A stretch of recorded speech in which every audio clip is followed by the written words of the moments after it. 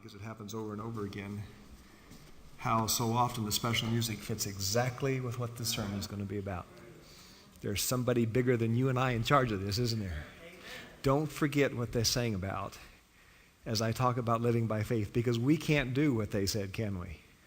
I can't be a saint. I'm not good enough to be a sanctuary for the Lord. But he said he could make me to be that. Wow. We studied about that this morning in our Sabbath school lesson too.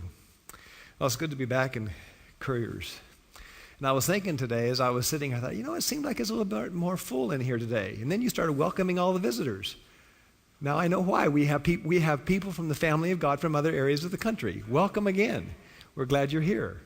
And I didn't know, Nancy, that they had put you to work here too.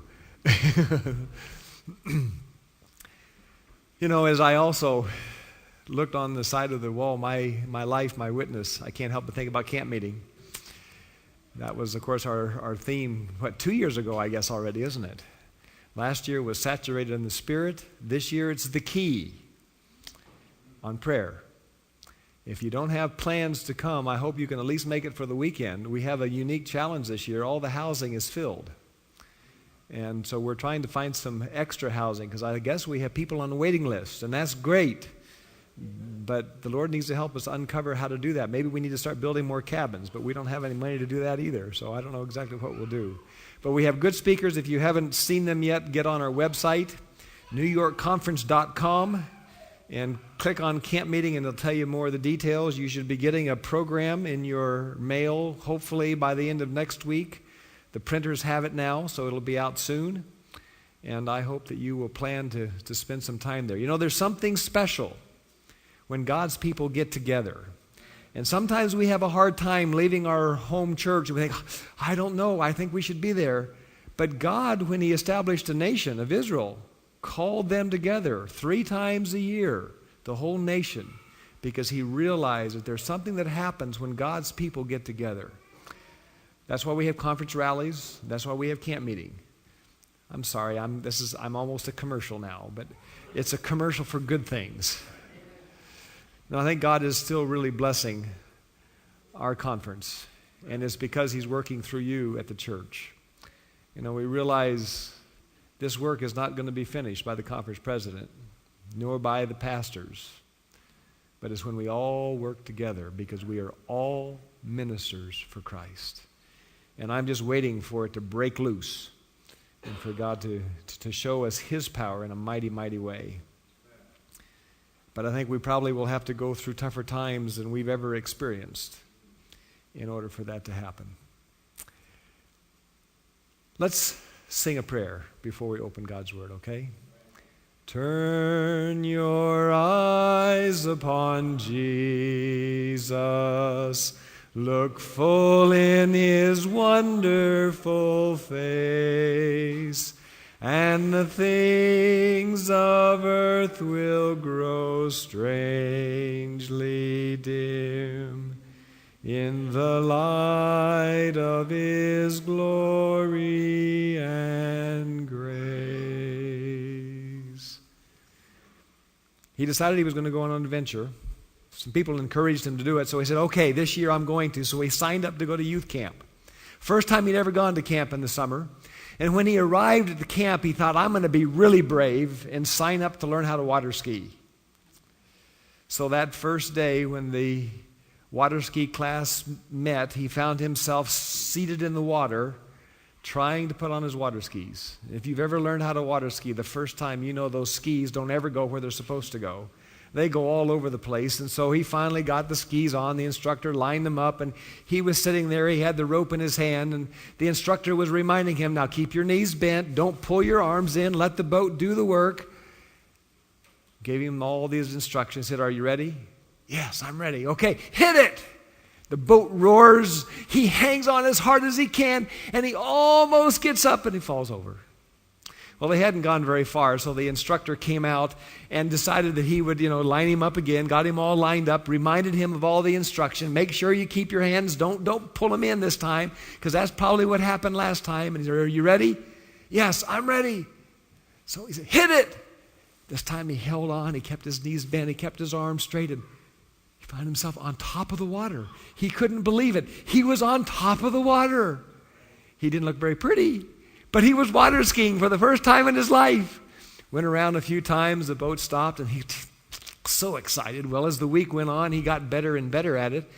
And so one day the instructor said, it's fun to water ski right behind the boat, but what's even more fun is if you go outside the wake. He said, now it's a little scary because you got to get, one leg over and then the other one. Make sure you don't pull in with your arms. Keep your arms straight as you do that. But when you get out there, the water's even smoother. So he got up, and he was getting up pretty easily by this time. And so he thought, well, maybe I should try that. And he kind of drifted over next to the wake, and his foot went up. And I don't know that I want to do that. Then he finally got enough courage and went back, and one foot went over, the other foot went over, and it was better outside the wake. He was really having fun, and he got to where he could get better and better, and he found that he could go back and forth across the wake, and he was having the time of his life. If you've gone through that experience, you know how much fun it is to learn how to water ski. But this story is especially significant because this young man was blind. Can you imagine water skiing blind? I've walked through my house in the middle of the night sometimes when everything was pitch black. Afraid I'm going to run into something. But to water ski, you really have to trust the boat driver, don't you? And I thought, this really is a good illustration for those of us who are Christians.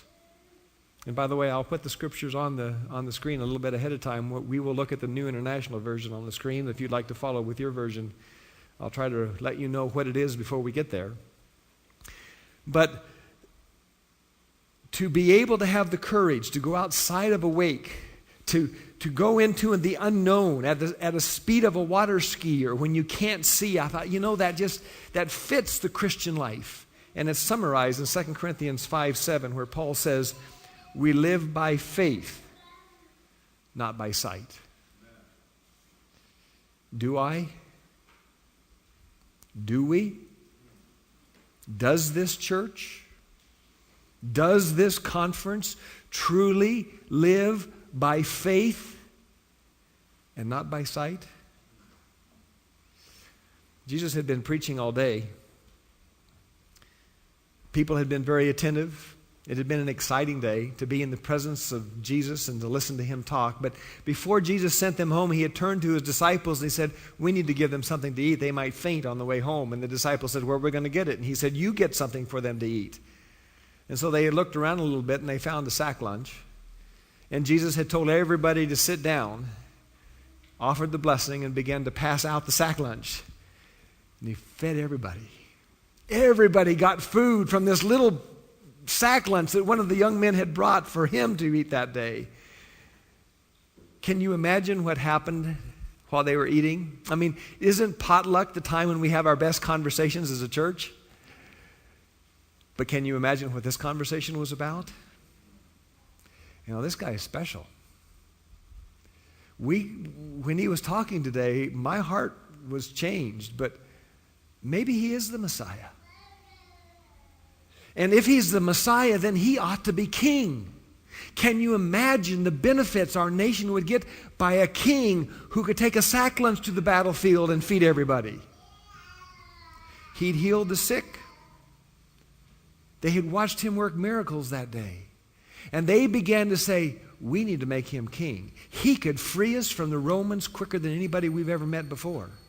And the disciples were excited. For the first time, they were seeing popular opinion change. They had been thinking for a long time that Jesus ought to be king. But Jesus had made no political statements. He had made no speeches that would help him be adopted as a potential candidate to be king. And they had been frustrated. But now they began to feed the conversation. It's a good idea. In fact, maybe we ought to do it tonight. And the plans began to spread across that congregation. Let's make Jesus king tonight. Well, as it continued to grow, as they began to get more and more excited, suddenly Jesus stepped in.